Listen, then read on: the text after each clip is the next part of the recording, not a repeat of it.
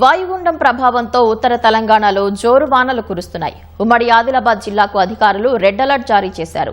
ఉమ్మడి నిజామాబాద్, కరీంనగర్ జిల్లాలకు orange alert జారీ చేశారు. ఎడతెరిపి లేకుండా కురుస్తున్న వానలకు వాగులు, వంకలు ఉప్పొంగి ప్రవహిస్తున్నాయి. కొన్ని చోట్ల రహదారులు జలమయమై వాహనదారులు ఇబ్బందులు ఎదుర్కొన్నారు. భారీ వర్షాల దృష్ట్యా ప్రజలు అప్రమత్తంగా ఉండాలని అధికారులు హెచ్చరిస్తున్నారు. ఉత్తర తెలంగాణ వ్యాప్తంగా వానలు జోరందుకున్నాయి. ఉమ్మడి ఆదిలాబాద్ పరిధిలో ఎడతెరిపి లేకుండా కురిసిన వర్షానికి వాగులు, వంకలు ఉప్పొంగి ప్రవహిస్తున్నాయి.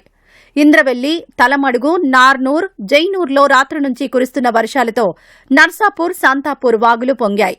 ఆయా ప్రాంతాలకు రాకపోకలు పూర్తిగా నిలిచిపోయాయి. ఆదిలాబాద్ డైట్ కళాశాల జల దిగ్బంధంలో చిక్కుకోగా అధికారులు జేసీబీ సహాయంతో నీటిని మళ్లించారు.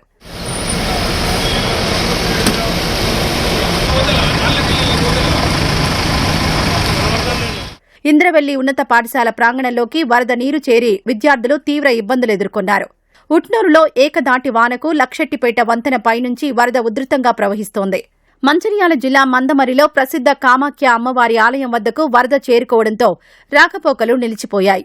వివిధ ప్రాంతాల నుంచి వచ్చిన భక్తులు తిరుగుముఖం పట్టారు.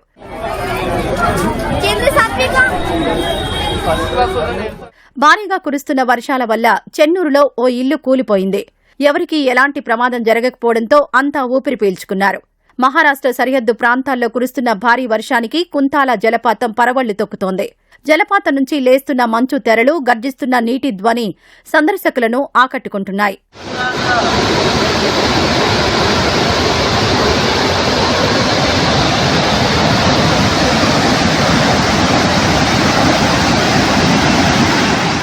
ఉమ్మడి నిజామాబాద్ జిల్లా వ్యాప్తంగా కురిసిన భారీ వర్షాలకు వాగులు ఉధృతంగా ప్రవహిస్తున్నాయి. నిజామాబాద్తో పాటు డిచ్పల్లి, ఇందల్వాయి, దర్పల్లి, సిరికొండ, మోపాల్ మండలాల్లో వాన ఏకదాటిగా దంచుకొట్టింది. దర్పల్లి మండలం ముత్యాలమ్మ వాగు ఉధృతంగా ప్రవహించడంతో పలు గ్రామాలకు రాకపోకలు నిలిచిపోయాయి. ఆర్మూర్ నియోజకవర్గం నందిపేట్, మాక్లూర్, ఆలూరు, డొంకేశ్వర మండలాల్లో ఉదయం నుంచి వర్షం పడుతోంది. నిజామాబాద్ జిల్లా కొండూరు వద్ద కప్పల వాగుపై ఉన్న వంతెనకు ఇరువైపులా మొరం కొట్టుకుపోవడంతో రాకపోకలు నిలిచిపోయాయి. ఆలూరులో చెరువు నిండి మత్తడి పారుతుండగా రైతులు ఆనందం వ్యక్తం చేస్తున్నారు. సాలూరా మండలం ఖాజాపూర్లో పెంకుటిల్లు కూలిపోయింది. ఆ సమయంలో ఇంట్లో ఎవరూ లేకపోవడంతో ప్రాణాపాయం తప్పింది. పక్కన ఉన్న రేకుల షెడ్డుపై పడ్డం వల్ల రేకుల షెడ్డు ధ్వంసమైంది. వర్షాలకు ప్రజలు అప్రమత్తంగా ఉండాలని అధికారులు సూచించారు.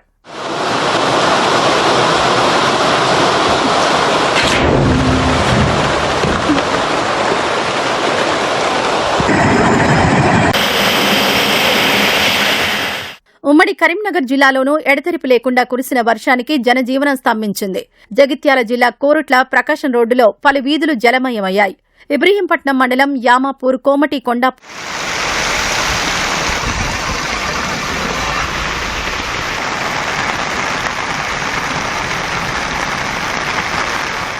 మధ్య ఉన్న వాగు ప్రధాన రహదారిపై పారడంతో రాకపోకలు నిలిచిపోయాయి. కరీంనగర్ జగిత్యాల ప్రధాన రహదారి కొండగట్టు సమీపంలో ఓ భారీ వృక్షం రోడ్డుకి అడ్డంగా పడిపోయింది. ఆ సమయంలో రహదారిపై వెళ్తున్న 2 కార్లపై పడగా ఒకరికి స్వల్ప గాయాలయ్యాయి.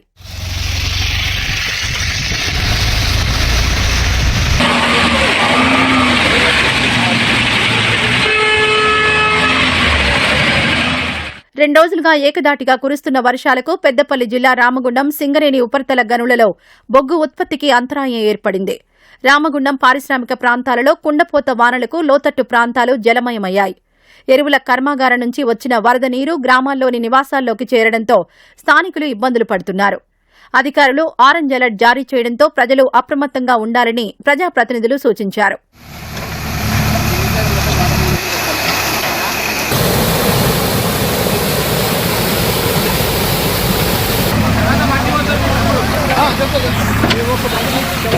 ఉమ్మడి వరంగల్ జిల్లాలోనూ అక్కడక్కడ వర్షాలు కురుస్తున్నాయి.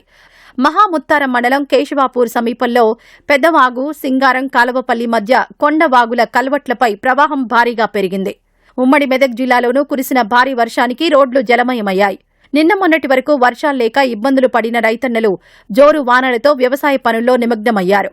మరో 2-3 రోజుల పాటు వర్షాలు పడతాయన్న వాతావరణ శాఖ హెచ్చరికలతో ప్రజలు అప్రమత్తంగా ఉండాలని అధికారులు సూచించారు.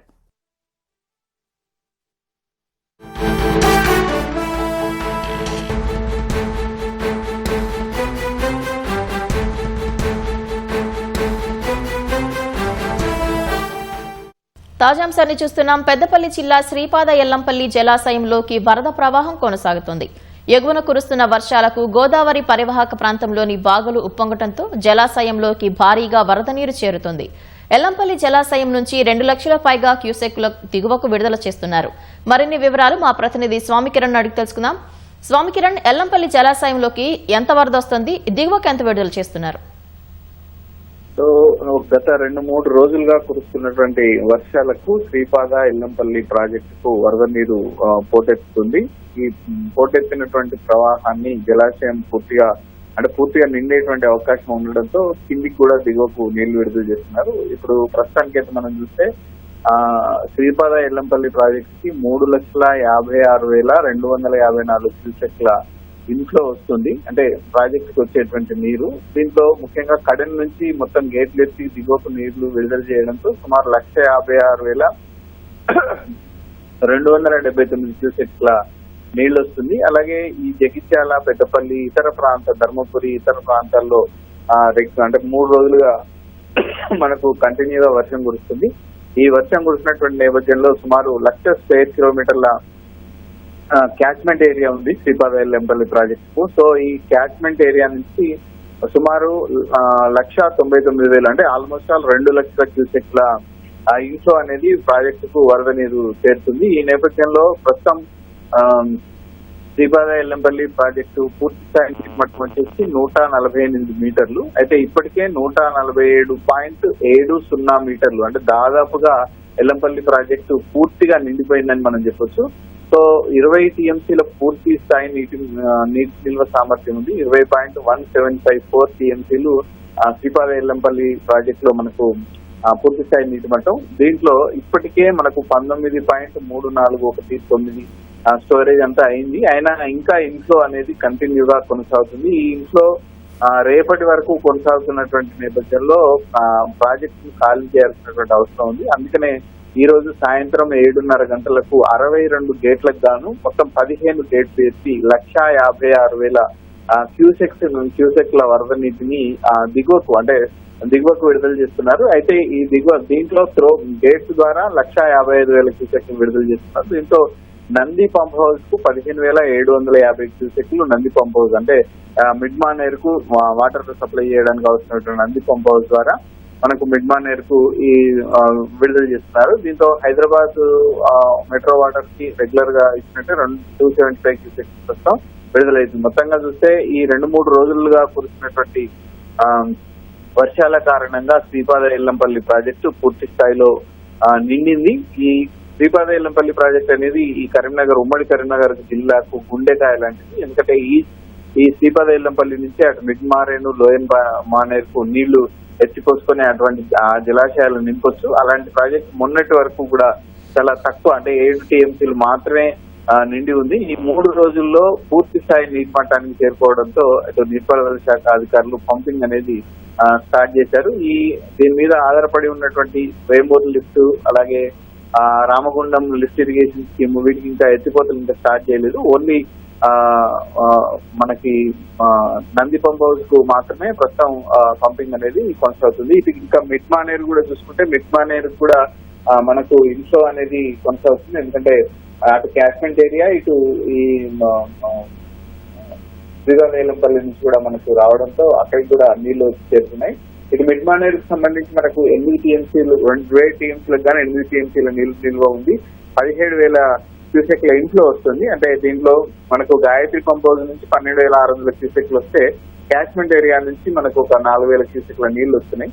సో మొత్తంగా చూస్తే ఇప్పుడు ఉన్నటువంటి 20 టీఎంసీల మిడ్ మానేరు రిజర్వాయర్ కూడా కంటిన్యూగా ఇలా వరద కొనసాగితే కొద్ది రోజుల్లో మనకు నిండేటువంటి అవకాశం ఉంది. ఇవన్నీ కూడా మనకు ప్రస్తుతం తాగునీటి అవసరాలకి యూజ్ చేసుకునే విధంగా ఉంటాయి. మొత్తం మీద ప్రస్తుతం శ్రీపాద ఎల్లంపల్లి ప్రాజెక్టు నుంచి అయితే 15 గేట్లు ఎత్తి 1,55,000 క్యూసెక్లు దిగువకు నీళ్లు విడుదల చేస్తున్నారు. ఈ నేపథ్యంలో కింది స్థాయి వాళ్ళని కూడా మొత్తం అప్రమత్తం చేశారు. నది దిగువన ఉన్నటువంటి వాళ్ళంతా కూడా గొర్రె కాపర్లు కానీ మత్స్యకారులు కానీ ఎవరు నదులకు వెళ్ళొద్దని చెప్పేసి ఇక్కడికే పోలీసులు అటు అధికార యంత్రాంగం కూడా అందరినీ అలర్ట్ చేయడం జరిగింది.